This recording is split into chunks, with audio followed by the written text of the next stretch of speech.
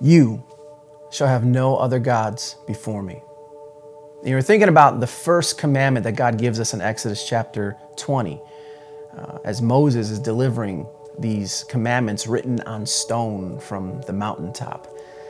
And at first that can be super, alarming. We get scared, we get worried, like these rules that God has given, these 10 words are meant to constrict us or keep us caged and not let us live the life that we want to live. But that can be farthest from the truth. In fact, the reason why God gives us these words, I think, is because He has a better way of living. There's a standard of holiness that He has for us. He wants us to live this way. Why? I would say because of relationship. We're not just creatures that He created. We are people He desires relationship with. And when we live the way that He wants us to live, we have this relationship with God. We feel closer and connected. You shall have no other God before me. Years ago I was in Africa, and when I got off the plane, there was signs all over the place. God is good, God is great. And at first I thought, oh, wow, there's like a Christian presence. Like people here know about Jesus. And although that was true, it wasn't the only truth that those signs were radiating.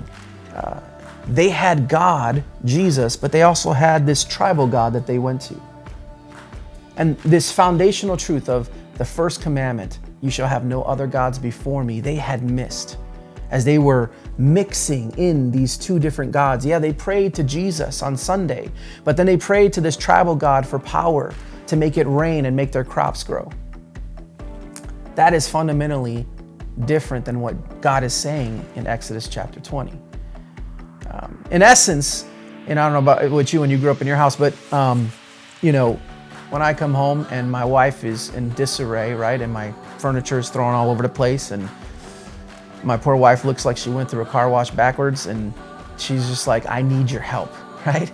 I need your help. Please step in and talk to these boys. And I have 5 boys, and sometimes you got to have the couch talk with them, right? Where you sit them all down on the sofa, on the couch, and you say, and you lay down the law.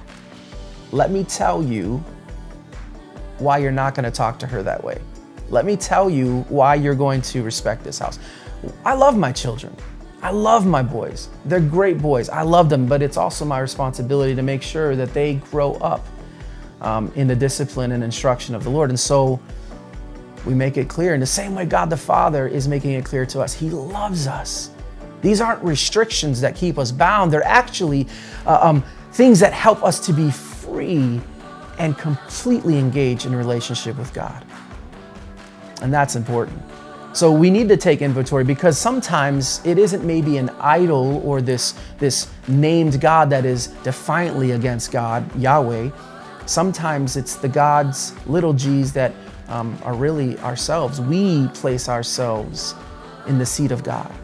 We decide what is right and what is wrong. We decide what is acceptable and what should be marked as bad.